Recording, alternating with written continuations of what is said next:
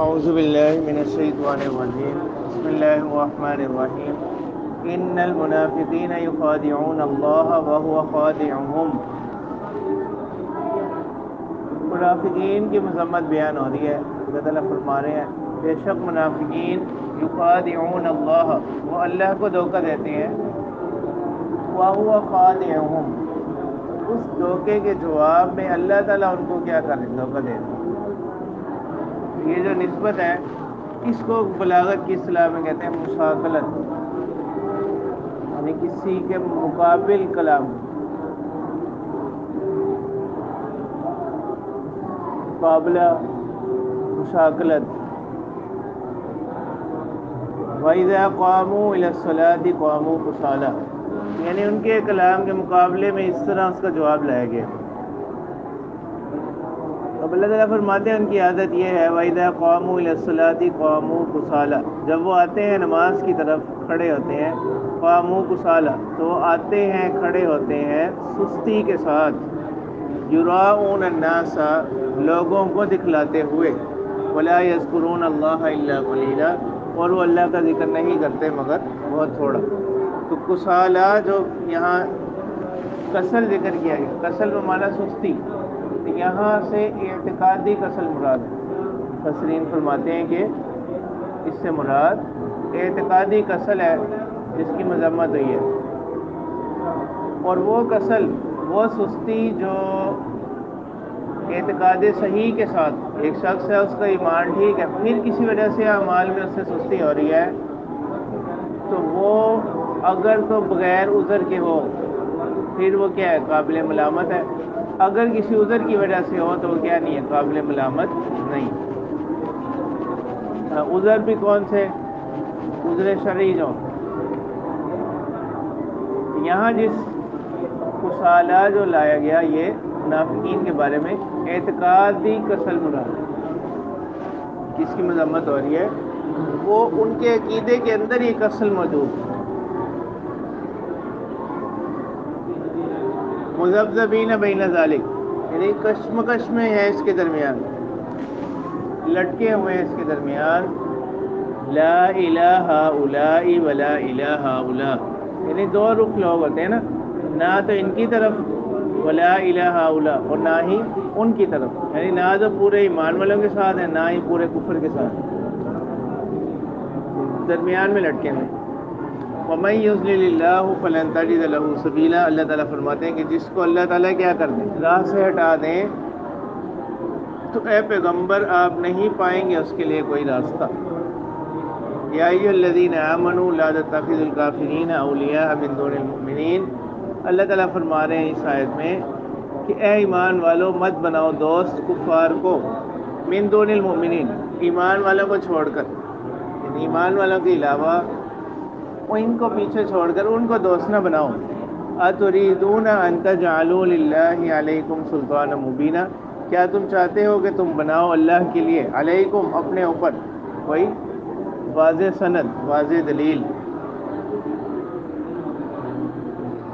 ٹھیک ہے، کہ وہی حجت تم پر کیا ہو جائے، کل کو قائم ہو جائے، وہی حجت کل کو تم پر کیا ہو جائے، قائم ہو جائے، کیونکہ یہاں کیا آ رہا ہے، علیکم، علیہ کس کے لیے آتا ہے، ضرر کے لیے، خلاف کے لیے۔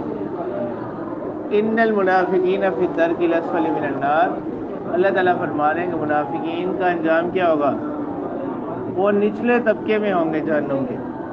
وَلَن تَجِدَ لَهُمْ نَصِيرًا، اور اے مخاطب آپ نہیں پائیں گے ان کے لیے کوئی مدد کرنے والا۔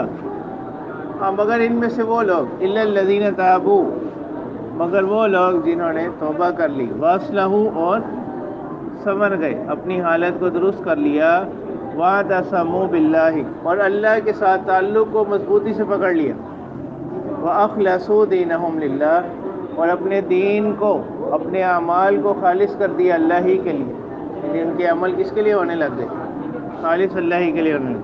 مخلص کی تعریف ہے نا، الذی یعمل للہ لا یحب ان یحمدہ الناس علیہ، کہ وہ شخص جو کس کے لیے عمل کرتا ہے، اللہ کے لیے عمل کرتا ہے، اور اس بات کو پسند نہیں کرتا ہے کہ لوگ اس پر اس کی کیا کریں، تعریف کریں، یہ مخلص ہے۔ فَأُولَٰئِکَ مَعَ الْمُؤْمِنِینَ، تو یہی لوگ اللہ تعالیٰ فرماتے ہیں کس کے ساتھ ہو جائیں گے؟ ایمان والوں کے ساتھ ہوں گے۔ وَسَوْفَ يُؤْتِ اللَّهُ الْمُؤْمِنِينَ أَجْرًا عَظِيمًا، اور مومنین کا اجر کیا ہے؟ عنقریب اللہ تعالیٰ عطا کریں گے مومنین کو بڑا اجر۔ مَا يَفْعَلُ اللَّهُ بِعَذَابِكُمْ إِن شَكَرْتُمْ وَآمَنْتُمْ،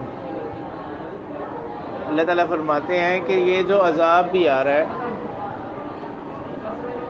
آزمائشیں آ رہی ہیں، مصیبتیں آ رہی ہیں، تو اس کا سبب کیا ہے؟ تمہارے اپنے ہی اعمال ہیں۔ ورنہ اللہ تعالیٰ فرما رہے ہیں ما یفعل اللہ بعذابکم، اللہ تعالیٰ کو کیا حاجت ہے کہ تمہارے عذاب کے ساتھ، یعنی اللہ تعالیٰ کیا کریں گے تمہیں عذاب دے کر؟ ان شکرتم وآمنتم، اگر تم کیا کرتے رہو؟ شکر کرتے رہو اور ایمان پر قائم رہو۔ تو معلوم ہوا کہ ایمان اور شکر یہ دو ایسی چیزیں ہیں جو اللہ کے عذاب کو دور رکھتی ہیں، اللہ کے عذاب سے انسان کو بچاتی ہیں۔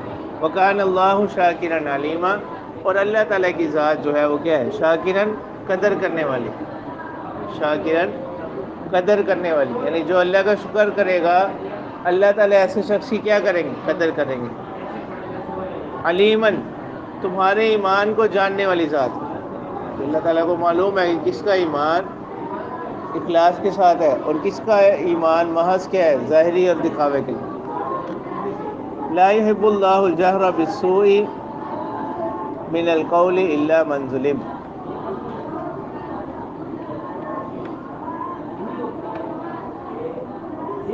اللہ تعالیٰ فرماتے ہیں کہ وہ شخص جس پر کوئی ظلم کیا گیا ہو، جس پر کوئی زیادتی کی گئی ہو، یہاں سے اس کے لیے گنجائش ہے کہ وہ کیا کر سکتا ہے؟ ظالم کی شکایت کے لیے اس پر جو ظلم ہوا اس کو بیان کرے، اس میں کیا نہیں ہے؟ کوئی حرج نہیں ہے۔ مظلوم اگر ظالم کے ظلم کو شکایتاً کیا کرے؟ بیان کر دے، تو اس میں کیا نہیں ہے؟ کوئی حرج نہیں ہے، اور یہ کس میں بھی داخل نہیں ہے؟ غیبت میں داخل نہیں ہے۔ اور اسی طرح گزشتہ آیات میں چونکہ منافقین کی طرف سے جو مسلمانوں کو اذیتیں پہنچتی تھیں ان کا تذکرہ تھا، تو اس آیت میں بتلا دیا گیا کہ ان کی اذیتوں کے جواب میں ایسی طور پر شکایت کرنا مناسب الفاظ میں، تو اس کی کیا ہے؟ گنجائش۔ ہاں، ایک طرف تو اللہ تعالیٰ نے یہ بتلا دیا کہ مظلوم کو یہ حق حاصل ہے کہ وہ ظالم کی کیا کر سکتا ہے؟ شکایت کر سکتا ہے، اور دوسری طرف مظلوم کو یہ تعلیم دی گئی کہ اگر وہ کیا کر دے؟ بہتر معاف کر دے، تو یہ زیادہ بہتر ہے، اچھا اس کو اجازت حاصل ہے، لیکن اگر وہ معاف کر دے تو کیا ہے اس کے لیے زیادہ بہتر ہے۔ وَإِنْ عَاقَبْتُمْ فَعَاقِبُوا بِمِثْلِ مَا عُوقِبْتُمْ بِهِ، یہ سورہ نحل میں بھی آتا کہ اگر تم پر کوئی زیادتی ہوئی تو تم کیا کر سکتے ہو؟ بدلہ لینا ہو تو اسی زیادتی کے مثل کیا کر سکتے ہو؟ بدلہ لے سکتے ہو۔ وَلَئِن صَبَرْتُمْ لَهُوَ خَيْرٌ لِلصَّابِرِينَ، اگر تم اس سے رکے رہو، صبر کر رہو، تو یہ کیا ہے؟ بہتر ہے صبر کرنے والا۔ تو اسلام کی تعلیم یہی ہے،